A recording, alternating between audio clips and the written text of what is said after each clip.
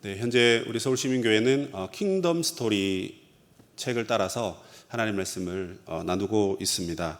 지난 시간에 2주 전이죠. 2주 전에 저희가 모세 오경을 마쳤습니다. 그래서 신명기 34장 마지막 장에 모세가 죽은 이야기까지 전달을 했고요. 그리고 여호수아로 넘어갈 줄 알았는데 그 킹덤 스토리의 내용이 다시 출애굽기로 왔습니다. 출애굽기 20장 아주 눈에 잘 들어오는 말씀이죠. 십계명입니다. 십계명. 성경의 여러분 핵심 내용을 두 가지 주제로 나누어서 말할 수 있습니다. 그 하나는 무엇이냐면 우리가 과연 누구를 믿어야 하는가, 그러니까 믿음의 대상이 누구인가 하는 것을 가르쳐주고 있습니다. 그것은 아시는 대로 역시 하나님이시죠. 그리고 그 하나님께서 그러면 우리에게 요구하시는 삶의 모습 또는 삶의 본분, 삶의 의무가 무엇인가, 이것을 하나님께서 말씀을 통해서 우리에게 가르쳐 주셨습니다. 그런데 하나님께서 우리에게 요구하시는 이 본분은요, 더 쉽게 말하면 도덕법이라고 하고요, 그 도덕법의 다른 말은 십계명입니다. 그래서 하나님께서 성경 전체에 흐르는 하나님 자기 백성에게 하나님의 마음을 담아서 이런 것들을 잘 지켜 행하라, 이렇게 가르쳐 주신 건데요. 그 중에 오늘은 십계명의 서문과 그리고 1계명, 2계명을 가지고 여러분에게 하나님 말씀을 함께 나누고자 합니다. 아마 이미 십계명 공부를 여러 번 하셨을 겁니다. 그래서 어떤 분들에게는 이게 복습이 될 수 있고요. 그리고 처음 들으신 분들은 내가 지금 신앙생활을 하면서 가장 중요한 말씀을 듣고 있는구나.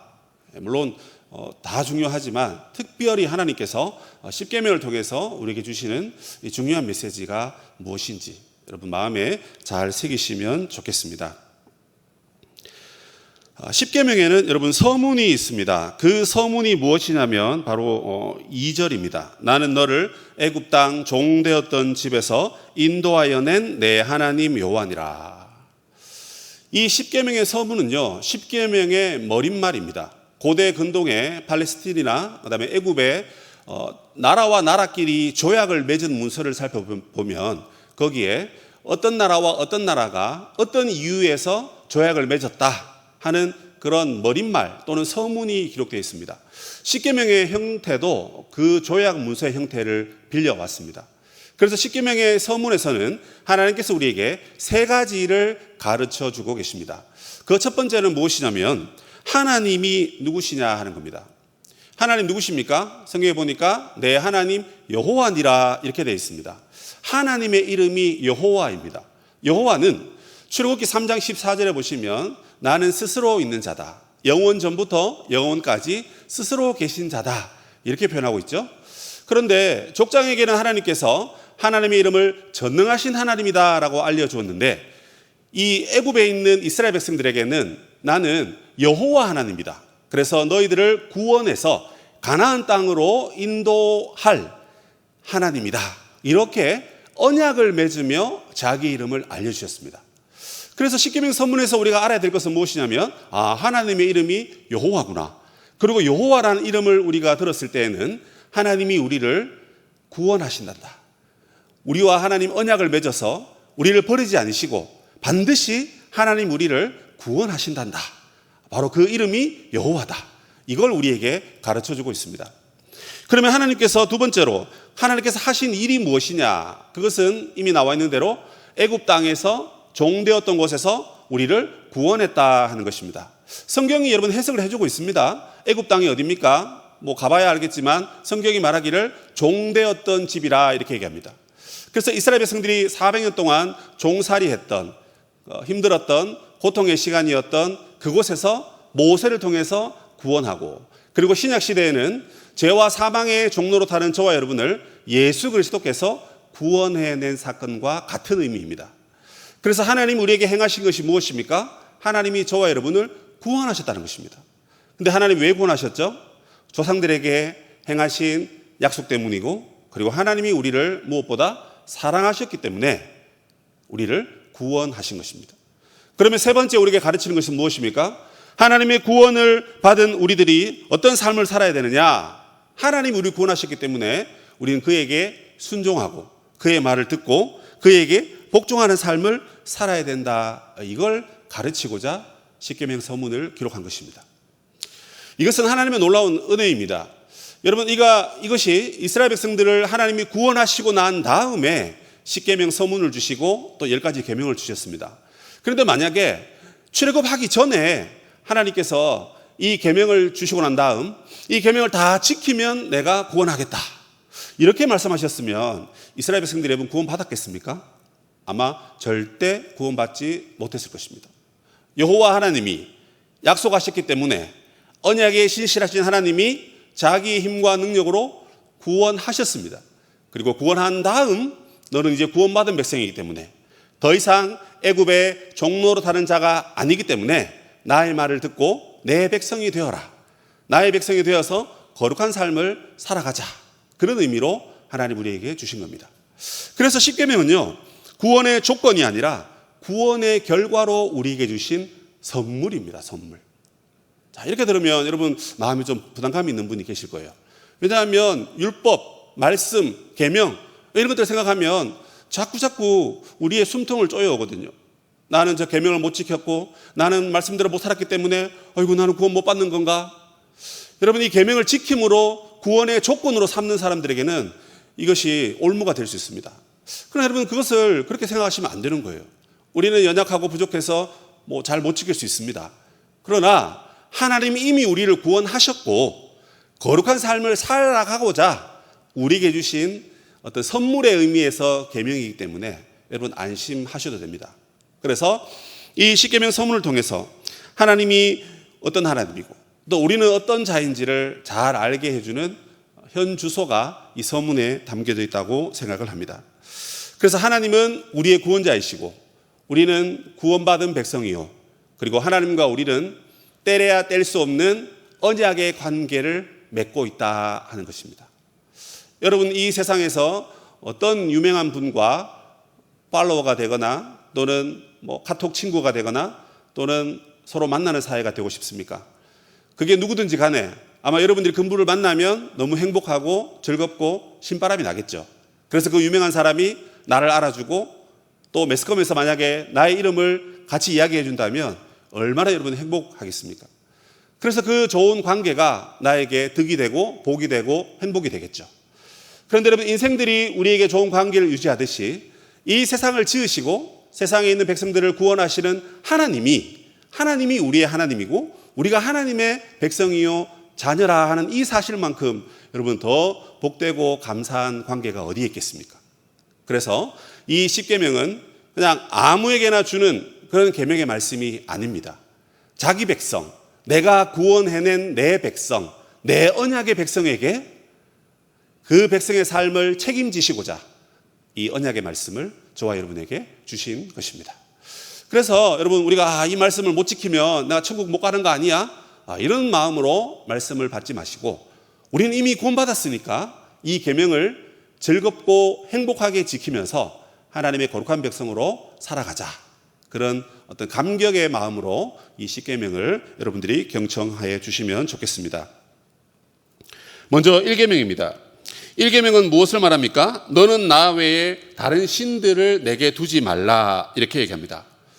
이 1계명은요 부정적인 형태로 말하는 명령입니다.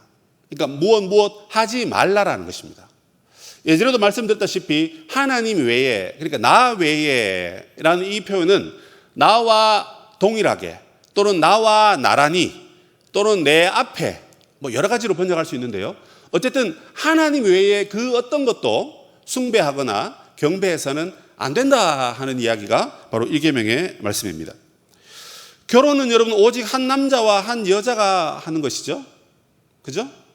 여러분, 한 남자가 두 여자와 결혼한 분이 계십니까? 아니면 두 여자가 한 남자, 똑같은 말인가? 어쨌든 계십니까? 상당히 복잡합니다. 그죠? 한 남자와 한 여자가 하는 것이 매우 성경적인 것을 우리가 안 살아봤지만 한 명하고 살아보니까 바로 우리가 깨닫는 건 아니겠습니까? 하나님께서도 우리에게 여러분 독점적인 이 사랑을 요구하시는 거예요. 나 외에 그 무엇도 내가 지켜보는 가운데 내 앞에 두지도 말고 내 옆에 나란히 뒀어도 안 된다는 거예요. 근처에 얼씬도 하지 말라. 그렇게 말씀합니다. 이걸 만약에 여러분 긍정적인 명령으로 바꾸면 이렇게 말할 수 있어요. 하나님만 유일하시고 하나님만 참되시고 그리고 그 하나님만 나의 하나님으로 인정하여서 하나님을 예배하고 경배하고 하나님께 영광을 돌려라 하는 것입니다. 여러분 왜 이렇게 말하고 있을까요? 왜 나 외에 다른 신들을 섬기지 말라? 왜 그렇게 얘기합니까? 여러 신들이 있었기 때문에 그렇습니다. 가나안 땅에 들어가면 무수한 신들이 있었기 때문에 그 신들과 나를 비교도 하지 말고 그것과 나란히 그리고 그것보다 더 좋아하거나 사모하는 것이 있으면 안 된다는 것입니다. 그럼에도 불구하고 사람들은 많은 신들을 만들어서 섬기는 것이 사람들의 인생들의 특징입니다. 우리 대한민국 사회에서 사람들이 주로 섬기는 신들이 무엇이 있습니까? 첫 번째로 미신이 있습니다. 미신이 뭡니까, 여러분? 이게 연초만 되면 점집에 가서 1년치 나의 운을 점치는 겁니다. 죄송합니다. 저도 제가 좋아하는 카페에 들어가면 오늘의 운세 이래가지고 7, 8년 말띠 이렇게 쭉 뜨더라고요. 그러면 저도 모르게 눈이 싹 가요. 우상 숭배하면 안 되는데 하면서도 눈이 가더라고요. 이 사람의 본능, 본성이 그런 것 같아요. 뭐 그렇다고 그걸 내가 믿고 뭐 기억나는 것도 없지만 그렇게 가게 되는 겁니다. 그래서 하나님 안 믿는 분들이 뭐 점집에 찾아가는 것은 너무 이거는 흔한 일이다 하는 것입니다. 우리가 섬기는 미신이 여러분 뭐 이것만 있습니까? 그래서 점을 치죠. 그러고 난 뒤에 귀신이 우리를 괴롭히니까 그 귀신의 나쁜 영향으로부터 나를 지키기 위해서 무당을 동원하고 그래서 귀신을 쫓아내는데 왜 또 귀신을 부르는지 모르겠어요. 신기하죠, 그죠? 귀신끼리 싸워서 더 센 귀신이 나를 보호하는 건지 모르지만 어쨌든 논리가 좀 이상합니다. 그래서 미신을 섬겨요. 그런데 여러분 이런 미신만 미신이 아니고 우리가 흔히 살아가면서 또 섬기는 미신들이 많이 있습니다. 여러분 이름을 누가 빨간색으로 썼다. 기분이 좋습니까? 안 좋습니까? 대답을 잘 하셔야 됩니다. 여러분 왜 엘리베이터 타고 가면 4층은 4층이 아니고 F층입니까? 여러분 신방 가면서 제가 모는 제 자동차에 같이 타신 분들 계시죠? 제 차 넘버가 어떻게 되죠? 뭐 그걸 알면 안 되는데 4444입니다. 제가 그걸 보고 차도 물론 좋아해서 샀지만 야, 이 번호판 너무 좋다 하고는 묻지도 따지지도 않고 그 차를 샀어요. 저는 살을 너무 좋아하거든요. 그런데 사람들이 다 살을 싫어합니다. 여러분 집에서 치킨 드실 때 닭 날개는 누가 드십니까? 저희 집은 목과 날개는 제 차지거든요. 근데 제가 날개를 그렇게 많이 먹어도 뭐 날개를 먹으면 바람 핀다면서요. 저는 세상에 그 어떤 여자보다도 우리 집 사람을 사랑하고 뭐 하나님 다음으로요. 예, 사랑하고 다른 여자는 눈에 전혀 안 들어오더라고요. 근데 먹을 때마다 닭 날개를 제가 먹거든요. 그럼 그거는 뭡니까? 그리고 사람들이 선물을 주고받을 때 신발을 주고받으면 어떻게 한다고요? 도망간다고. 저는 집사람한테 신발 선물 엄청 많이 했습니다. 발이 커가지고 보이기만 하면 그냥 바로 사야 되기 때문에 선물 많이 했어요. 근데 도망가기는커녕 맨날 옆에서 맴돕니다. 우리가 이런 미신이라고 했을 때 그냥 점집에 가서 뭐 돈 주고 하는 거 그런 것만 말하는 게 아니라 알게 모르게 왜 여러분 그걸 생각하죠? 진짜 여러분 이름을 빨갛게 적으면 또 다리 떨면 복 나간다고. 그러니까 그건 하나님이 우리를 보호하시고 지켜주시고 동행하시고 뭐 이런 생각들보다도 야야야 옛날부터 그거 하면 큰일 난다더라. 날개 절대 먹지 마. 바람핀데 남편이 이러면서 그냥 할머니로부터 또는 안 믿는 부모님으로부터 직간접적으로 세뇌당하고 뭐 그렇게 있는 겁니다. 이 외에도 여러분들이 한번 아마 대화를 나눠보십시오. 우리가 부지불식간에 우리 마음에 담고 있는 그런 미신들이 여러분 얼마나 많습니까? 근데 그 미신들을 왜 우리가 마음에 담고 있죠?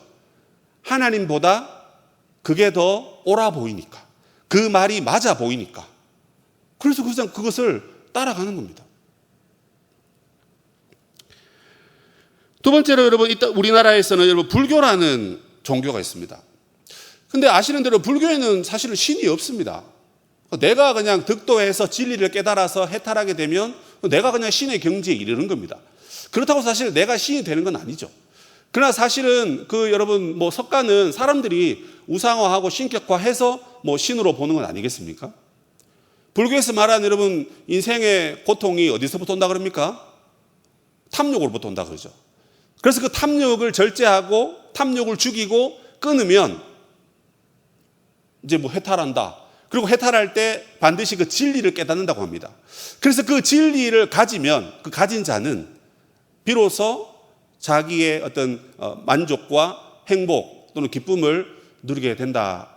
이렇게 가르칩니다. 그러니까 인생 살다 보면 여러분 얼마나 많은 어려움들이 있습니까? 근데 그것을 상대방에게서 문제를 찾지 아니하고 그 문제가 내 속에 있고 나에게 있고 나의 탐욕 때문이다. 그것은 좋은 해석입니다. 근데 그것을 자기 스스로 극복하고 노력하고 애쓰고 하면 뭐가 얻어지고 그래서 해탈하게 되고 참 좋은 이야기인데 우리로 말하면 그게 이제 성화인데요. 우리가 성화되는 것이 오직 하나님의 은혜 아닙니까? 그러나 불교에서 말하는 것은 그것은 자기의 노력이고 자기의 공이고 자기의 노력입니다. 그런데 여러분 그것이 참 가능한 얘기인가? 라고 했을 때 어렵지 않을까? 이런 생각을 해보게 됩니다. 시대가 많이 발전하면서 사람들이 또다시 우리가 믿고 있는 신이 무엇이냐면 과학이라는 신입니다. 왜 사람들이 여러분 과학이라는 것을 숭배합니까? 과학이 우리의 삶의 모든 것을 해결해 줄 것 같으니까 그렇습니다. 우리 인생의 문제들, 세상의 질병, 우리의 기근, 그리고 자원의 고갈, 이런 것들이 과학의 힘으로 대체 에너지를 발견하고 하면 다 해결된다. 이렇게 하기 때문에 그냥 과학을 마치 신으로처럼 이렇게 믿는 겁니다. 그런데 여러분 이 미신이라든지 불교라든지 기타 종교 그리고 과학이라는 것들이요. 왜 사람들이 추구하냐면 이 모든 요소들을 동원해서 결국은 나의 만족과 유익 그리고 어떤 행복을 위해서 이것들을 찾는다라는 것입니다.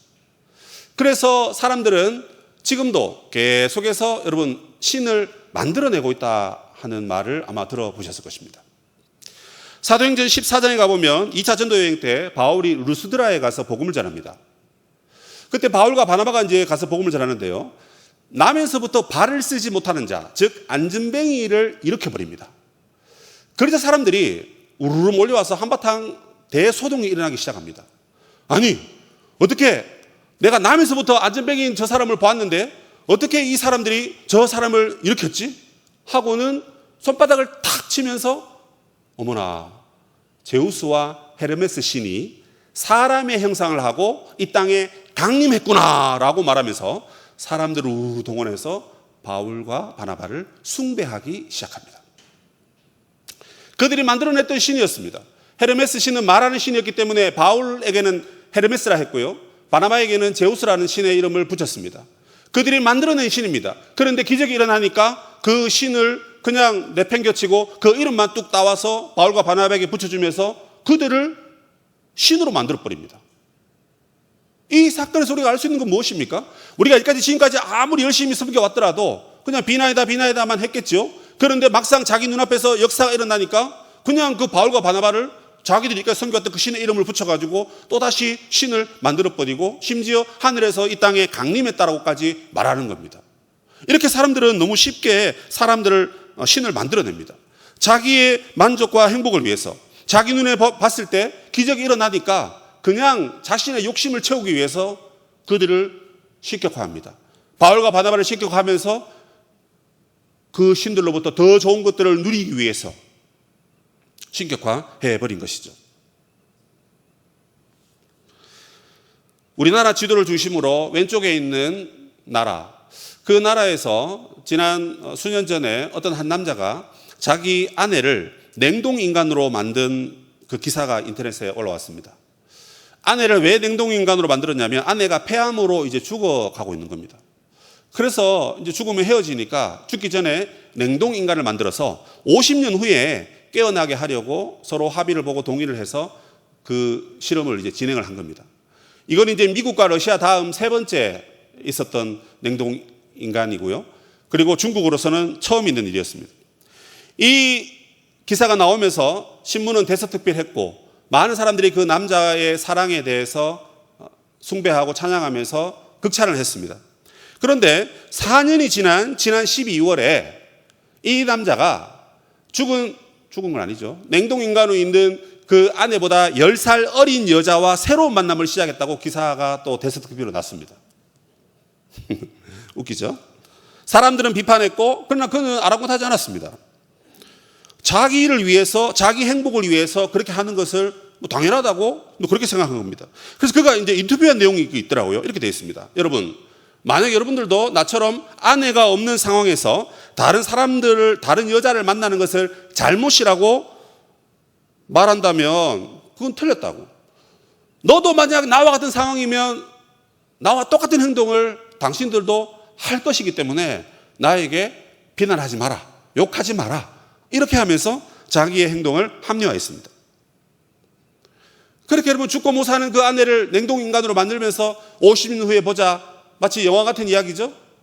그런데 여러분 뭐 4년 지나자 말도 4년도 사실은 많이 참았는데 모르겠습니다. 뭐 당장 그랬는지 모르지만 어쨌든 그 드러난 것은 4년 후 이야기입니다.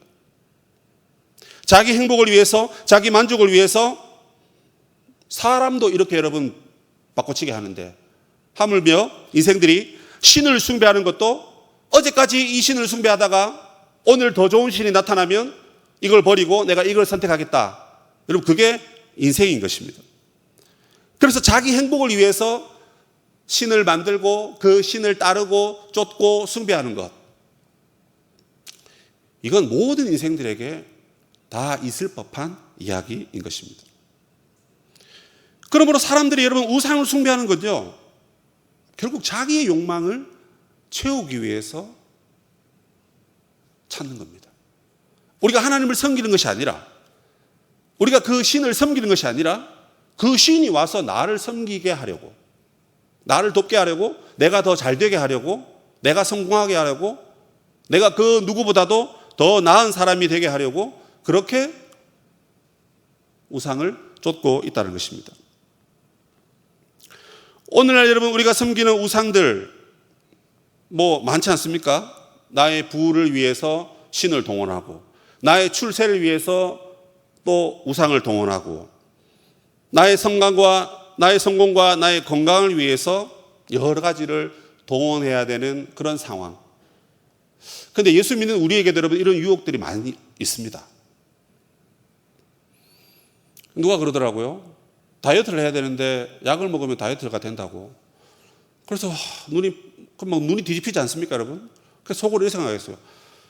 아이고, 이 양반아, 그 바깥으로 몸매 빼는 거는 그렇게 약을 잡사 드시면서 우리의 맑은 영혼을 위해서는 신약 구약도 안 먹으면서 그런 약은 어떻게 찾아다니냐. 말은 안 했습니다. 실제 오랜만에 보니까 그분이 몸이 그냥 엄청 날씬해졌더라고요. 그래서 저도 눈이 팽 돌아가더라고요. 야, 사람들이 그러던데 저는 뒷모습은 20대래요. 앞모습은 뭐 거의 50대라 그러고. 그래서 약 먹으면 배도 좀 들어가고 좀 날씬해질까. 또 뭐 머리 나는 약도 있다 그러니까.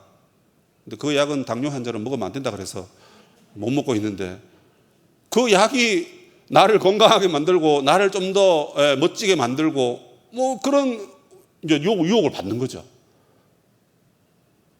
목사님 그게 무슨 우상숭배입니까? 여러분 하나님보다 더 사모하고 그걸 위해 더 연구하고 더 쫓아가고 더 찾고 구하고 있으면 이미 여러분 우상숭배는 시작되고 있는 겁니다. 요즘 여러분 웰빙 시대라 하지 않습니까? 그래서 너도 나도 다 살 빼자, 다 건강하게 살자. 좋습니다. 그런데 하나님이 예배 드리는 시간은 없고 운동 시간은 많아요.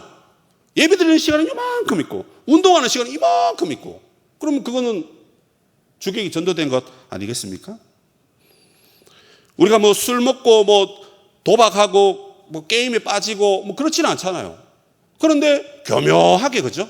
교묘하게 하나님을 위한 그 시간보다도 나의 기쁨을 위한 그 시간이 점점점 늘어나고 있고, 이건 나의 건강을 위한 것이고 나의 어떤 복지 증진을 위한 것이다라고 말하면서 그대로 머물러 있다면 우리는 사단의 속임수에 속고 있는 건지도 모르겠습니다. 여러분 취미도 참 조심해야 될 부분입니다. 제가 어느 날 이렇게 저 영상을 보는데 어떤 분이 한 취미를 이제 가지고 있는데, 그 취미가 뭐냐면 이제 아주 오래된 자동차를 구매해서 이렇게 새 차로 이렇게 만드는 그런 취미였어요.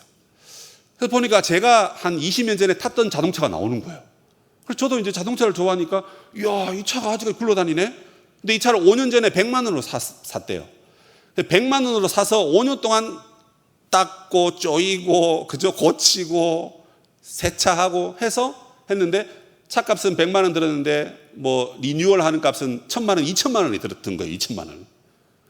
그래가지고 그걸 하는데, 와, 정말 집에 세워지는 제 차보다 더 삐까번쩍 하더라고요. 그 차가 무려 연식이 1995년식입니다. 95년식.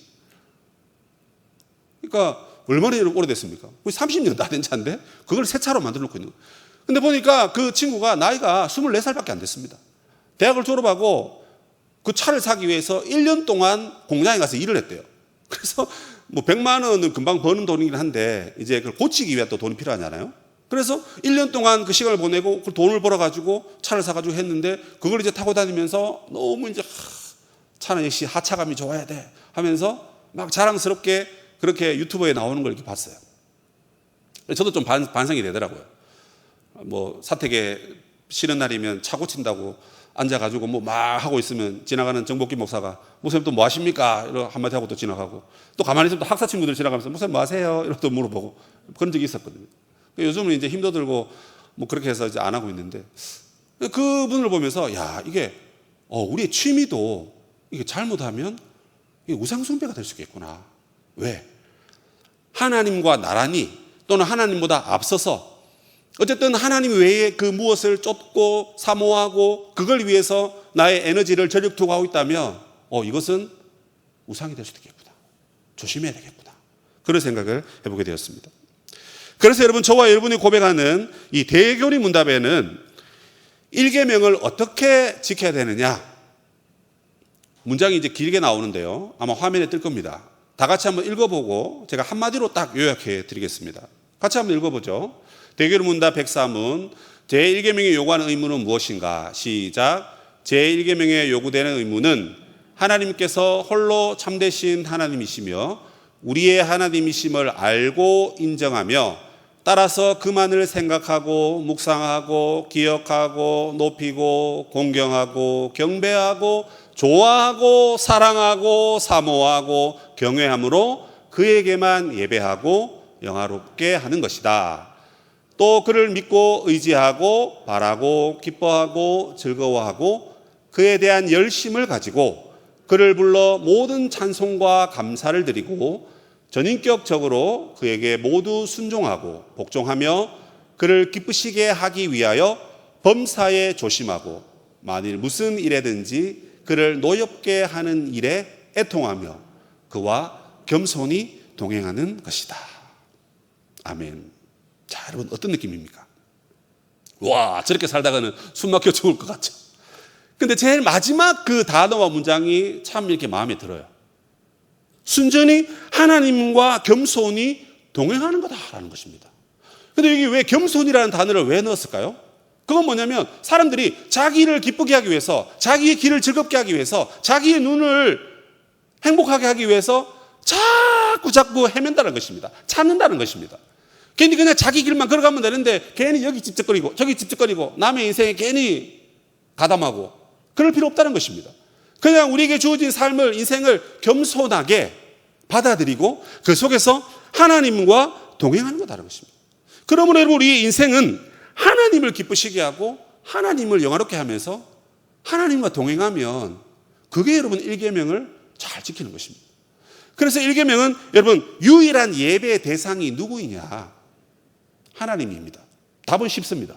그런데 그 답에 우리의 행동이 담겨져 있어야 됩니다. 무엇입니까? 우리가 겸손히 그와 겸손히 하나님과 동행하라는 것입니다. 우리가 다 여러분 먹고 살기 위해서 우리의 기쁨을 위해서 또 건강을 위해서 또 어느 정도 나의 어떤 성공을 위해서 노력하고 애쓸 수 있습니다. 그런데 그것이 겸손히 하나님과 동행하는 울타리 안에서 우리가 그렇게 살아가는 것이지 하나님 외에 하나님의 생각도 안 한 상황에서 그저 나의 만족과 유익을 위해서 이런저런 것들을 추구하고 살았다면 심지어 우리의 건강을 위한 운동도 또 우리의 취미생활도 이건 하나님 앞에 죄스러운 것이 될 수도 있다는 것입니다. 하나님은 우리가 우리 인생을 통해서 하나님만 예배하고 섬겨야 한다는 것을 알려주셨습니다. 우리 인생이 얼마나 빛나고 화려한지 모르지만 하나님을 예배의 대상으로 삼지 않는다면 그 인생은 그렇게 빛나고 화려한 인생은 아닙니다. 사람들이 다 칭찬하는 그 무엇이 우리에게 없더라도 우리가 오직 하나님을 예배하고 하나님과만 동행하겠다라는 그 마음을 갖고 산다면 하나님은 정말 그런 우리들을 보고 기뻐하실 것입니다. 그래서 매 순간 우리가 하나님을 의식하며 하나님과 동행하는 거죠. 그죠? 동행하며 살게 해달라고. 여러분 그렇게 우리 1계명을 생각하면서 기도할 수 있어야 되겠습니다.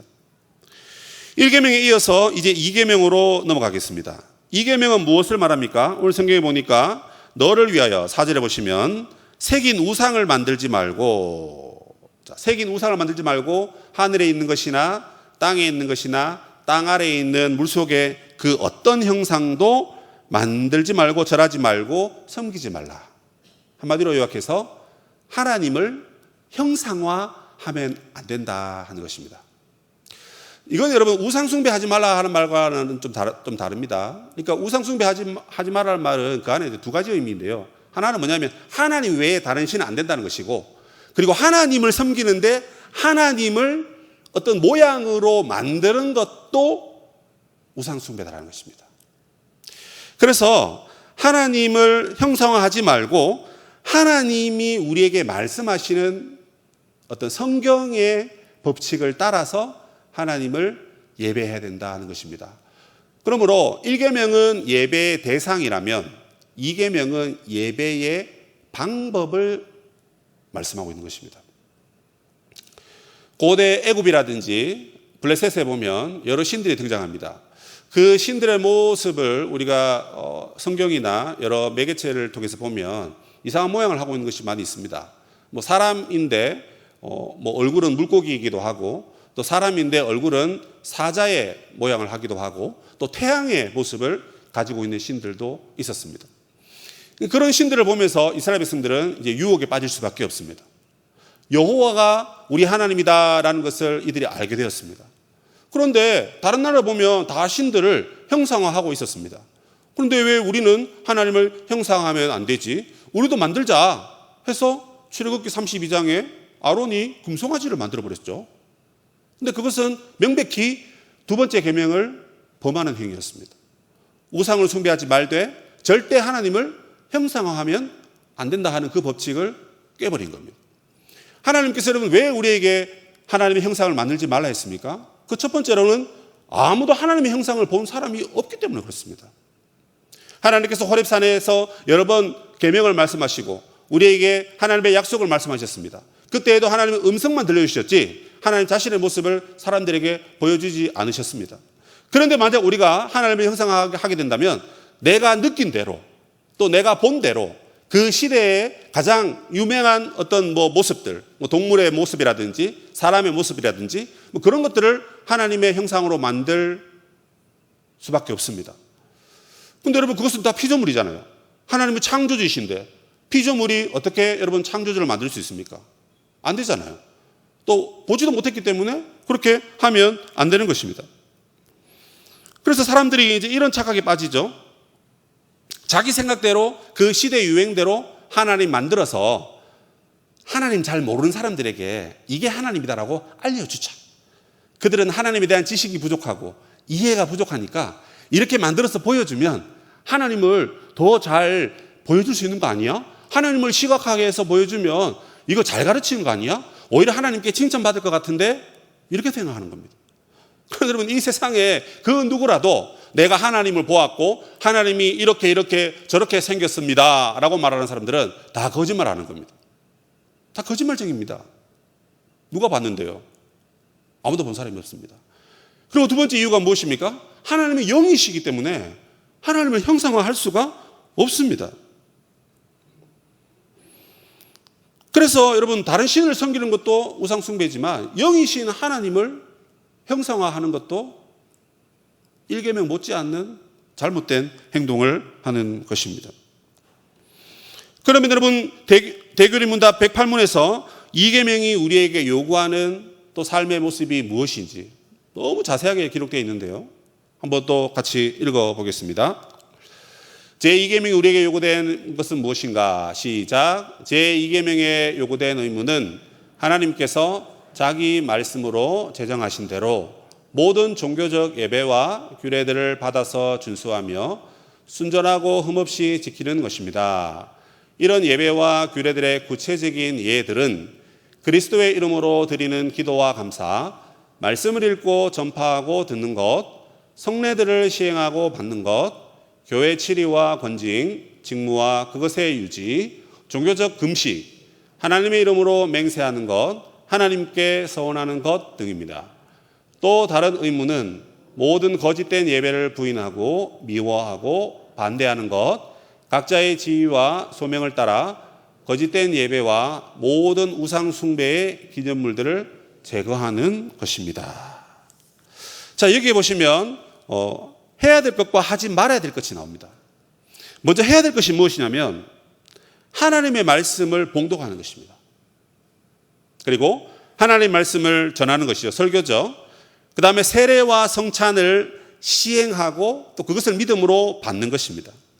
그리고 주님의 이름으로 드리는 기도와 감사, 하나님께 드리는 서원 등. 이거 뭡니까? 지금 우리가 공예배 때 하나님께 드리는 모든 예배 순서가 여기 다 들어가 있습니다. 뭐 헌금이라든지 뭐 그런 것들이 좀 더 추가돼야 되지만 어쨌든 기본적인 것은, 중요한 것은 다 들어가 있습니다. 그래서 하나님을 예배하는 방법은 그냥 우상을 떡하니 만들어 놓고 거기에 무슨 절을 하면 된다는 어떤 그런 것이 아닙니다. 하나님 영이시기 때문에 하나님 우리에게 말씀하셨기 때문에 말씀과 성례로 하나님을 섬기는 것입니다. 그 외에 하지 말아야 될 것은 무엇이냐면 이 말씀의 예배와 세례와 성찬의 예배를 방해하는 모든 것을 금하는 것입니다. 그래서 이 예배가 하나님의 말씀이 선포되고 전파되어야 되는데 이 예배 요소를 어떤 공연이나 연극 이런 것들로 대체하거나 바꾸는 것은 철저히 2계명에서 금하고 있습니다. 그리고 여러분 우리가 신앙생활을 하면서부터 우리가 갖고 있는 성경적인 어떤 미신이 있어요. 어릴 때 저도 이 강대상은 목사님 외에는 올라가면 안 된다. 목사님도 하루에 3끼 먹고 나도 하루에 3끼 먹고 지도 사람이고 나도 사람인데 왜 자기는 되고 나는 안 되냐. 뭐 이런 생각이 들더라고요. 그럼 그는 의인이고 나는 죄인입니까? 사실 이것도 어떤 의미에서는 2계명을 어기는 것입니다. 성경 구절이 적혀있는 액자를 걸어놓으면 왠지 모르게 내 영혼이 그냥 상쾌해지는 것 같다. 뭐 그건 맞는 말이죠. 근데 그걸 여러분 뭐 이렇게 숭배하듯이 하는 것은 옳지 않는 것입니다. 어떤 사람은 여러분 성경책을 베고 자면 머리가 시원하더라 해서 성경책을 늘 베고 주무시는 분들이 있다 하더라고요. 이런 것들은 전부 다 내 생각대로 하나님을 판단하고 하나님을 생각했기 때문에 그렇습니다. 이런 예들이 뭐 또 여러 가지 있어요. 뭐 단지 이런 거죠. 많이 들어보셨을 거예요. 하나님은 사랑이십니다. 그 말을 참 좋아합니다. 그런데 하나님이 심판하시고 전쟁하시고 벌 내리신다. 그 하나님에 대한 이야기를 듣기 싫어합니다. 그렇죠. 그래서 교회 와서도 복 받는 말씀, 우리 사랑한다는 말씀, 우리를 보호해달라는 말씀, 우리를 지켜달라는 말씀, 이런 말씀을 참 와닿고 듣기 좋아하는데 여러분 회개하세요. 여러분의 죄가 무엇이고 자꾸 이렇게 후벼 파는 말을 하면 그렇게 듣기 싫답니다. 그게 2번, 3번 쌓이면 목사님한테 전화를 하죠. 또 지나가면서 슬쩍 얘기하면서 속에 있는 얘기 다 하고. 그건 뭡니까? 성경은 하나님 사랑이시다 그러면서 그 사랑의 하나님을 섬기지 않으면 하나님이 벌 내리신다 하시잖아요. 같이 말하고 있잖아요. 둘 다 믿어야 됩니다. 근데 앞에 것만 믿고 뒤를 안 믿으니까 그건 뭡니까? 내가 만든 하나님은 그냥 사랑의 하나님입니다. 무슨 일을 하더라도 내가 만든 하나님은 사랑의 하나님이니까 그 뒤에 것은 안 들리고 믿기 싫어합니다. 더 심각한 얘기를 할까요? 우리 칼빈주의가 믿는 게 무엇입니까? 하나님의 선택과 예정 아닙니까? 그런데 그 선택과 예정에는 믿는 사람이 있고 그 선택이죠. 버림받은 사람들도 있다라는 것입니다. 그러니까 믿는 사람은 선택했고 그 나머지 사람들은 자기가 노력해서 믿을 수도 있고 안 믿을 수 있고 이렇게 생각하는 분들이 계시더라고요. 그러나 우리는 그것을 믿지 않습니다. 하나님 누구를 선택하셨고 누구는 믿지 않게끔 하나님이 버리셨습니다. 자, 이 두 얘기를 들었을 때 우리 부모님이 지금 예수를 안 믿어요. 안 믿는 지금 상태는 버림받은 상태인 거죠. 그러나 지금 몸이 안 좋아서 곧 돌아가실 지경이에요. 그런데 성경에서 이렇게 말합니다. 하나님 누구를 선택하셨고 누구는 선택 안 하셨다. 근데 그 얘기 듣는데 우리 아빠 구원해야 되는데 이 말을 들으니까 속이 쓰리는 거죠. 그래서 하나님에서 오해합니다. 아니, 하나님이 구원하려면 다 구원하시지. 왜 누구는 구원하시고 누구는 구원 안 하셔? 이상하다. 그래서 그런 얘기를 하지 말든지 아니면 믿지 않고 뭐 가톨릭으로 가시든지 다른 데로 가든지 그런 분들이 계십니다. 성경은 다 얘기하고 있습니다. 인생들의 고난을 겪죠. 그런데 하나님 살아계시면 왜 고난이 있냐는 겁니다. 하나님 전능한 하나님인데 그 고난을 해결해 주셔야 되는데 해결 안 해주시더라는 겁니다. 그래서 하나님에서도 괜히 오해합니다. 아니, 하나님 살아계시고 전능하시면 고난을 무찔러서 우리에게 행복을 주셔야 되는데 왜 하나님 가만히 계시나? 그래서 내가 믿는 하나님은 이런 하나님이다, 저런 하나님이다, 그렇게 생각하면서 내가 듣기 좋아하는 말만 골라 듣는 그런 행동 역시나 엄격히 말씀드리면 우리가 이계명을 어기고 있는 겁니다. 그럼 대책이 뭡니까? 성경에서 말하는 대로 받아들이는 것입니다. 안 믿기는 게 뭐 나의 연약함으로 부족함으로 안 믿기는 거지 하나님이 잘못된 게 아니잖아요. 우리의 생각대로 하나님을 판단하고 생각해버리면 진짜 하나님 이상한 분이 될 수밖에 없습니다. 그러나 성경이 말하는 대로 우리가 믿고 따른다면 하나님을 형상화하는 것이 아니고 말씀과 성령으로 우리가 하나님을 잘 믿는 것입니다. 마지막으로 이 계명을 어길 시에 어떤 일이 발생합니까? 나를 미워하는 자는 하나님께서 벌을 내리시는데 아버지로부터 아들에까지 3, 4대까지 이르게 한다. 이걸 여러분 문자적으로 그대로 보시는 분은 안 계시겠죠? 이 히브리어 표현에 의해서 3, 4대라는 것은 계속적이다, 이런 의미입니다. 그러니까 여러분, 아버지가 하나님을 제대로 안 섬겨가지고 죄악 가운데 있는데 어떻게 자녀가 순리적으로 하나님을 잘 섬길 수 있겠습니까? 그러니까 내가 여러분 이 1계명, 2계명을 어기면, 특별히 2계명을 어기면 자연스럽게 자녀에게도 복은커녕 화가 이어질 수밖에 없는 것입니다. 그런데 하나님께서는 하나님의 말씀을 사랑하여서 하나님의 계명을 잘 지키고 하나님을 형상하지 아니하고 우상 숭배 안 하면, 사랑하고 잘 지키면 천대까지. 여기서 말하는 천대는 무엇입니까? 엄청난 오랫동안 하나님의 놀라운 복을 허락해 주신다. 그렇게 약속 있는 계명을 저와 여러분에게 주고 계십니다. 우리 서울시민교회 성도 여러분, 이제 장마철도 다 끝나가고, 그러나 이제 코로나 때문에 또 물가 상승률이 뭐 오르고, 또 우리의 가정의 문제, 뭐 경제적인 문제, 여러 가지 어려움 때문에 사실 요즘 참 힘든 시간인 것 같습니다. 그게 이제 막 피부로 느껴지죠? 그런데 이런 생각을 해봤습니다. 왜 이런 또 순간이 올까? 더군다나 코로나 때문에 또 이렇게 막 극성을 부리잖아요. 그런데 오히려 이 위기의 순간에 하나님께서 하나님께 다시 우리가 나오라고, 또 하나님이 이런 상황을 주시는 건 아닌가. 그런 거는 뭐 하나님 늘 얘기하시는 거잖아요. 그렇게 말하면 드릴 말씀이 없습니다만, 우리가 평안하고 고요할 때 사실 하나님 잘 안 찾았습니다. 안 찾았어요. 어려움이 있고 아픔이 있고 힘듦이 있으니까 졸면서도 기도하고, 어쨌든지 기도의 시간을 채우고 예배의 자리를 지키고, 뭐 그렇게 사는 것이 참 우리 인생의 모습 아니었겠습니까? 요즘 날씨 탓 때문에 무기력증을 앓고 있는 사람들이 그렇게 많답니다. 무기력증이라는 게 뭡니까, 여러분? 중년 남자들이 엘리야 증후군이라고 해가지고 그냥 아무 의미 없이 그냥 멍하게 그냥 이러고 있는 거랍니다. TV를 봐도 그냥 멍하게 있고, 옆에 아내가 얘기해도 잘 안 들리고, 그러면 그게 여러분 무기력증이랍니다. 그 무기력증을 뭐 극복하기 위해서 여러 가지가 필요하겠지만, 뭐 건강검진도 필요하다 필요하겠죠. 근데 여러분, 우리가 이 1계명, 2계명을 등한히 하면요, 신앙의 무기력증이 옵니다. 육체의 건강의 무기력증도 위험합니다. 그런데 여러분, 신앙의 무기력증은요, 더더욱 위험합니다. 하나님을 예배의 대상으로 삼지 못하고, 또 하나님을 예배한다고 하면서 하나님 말씀을 따라 하지 아니하고 내 생각대로 하나님을 섬기고 있다면, 그거야말로 그 신앙 무기력증이야말로 아주 무서운 질병이 아닐 수가 없습니다. 그러므로 여러분 우리가 이 1, 2계명을 통해서 우리의 신앙의 상태를 다시 한번 진단해 보면 좋겠습니다. 진짜 나의 예배의 대상이 오직 하나님만이신가?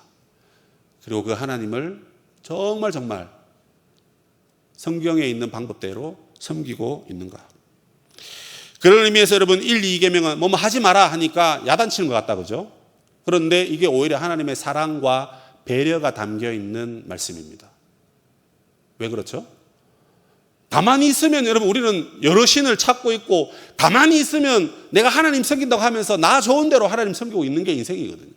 그런데 그런 우리 인생들에게 이렇게 하면 안 되고 저렇게 하면 안 되고, 정신 차려, 신앙의 무기력증에서 회복해야지, 이렇게 말씀하시는 것은 하나님의 사랑입니다. 하나님의 배려입니다. 그래서 이 질투하는 하나님은요, 사람들은 미워하고 시기해서 질투하는데 하나님의 질투는 뭐냐면 반대로 보셔야 됩니다.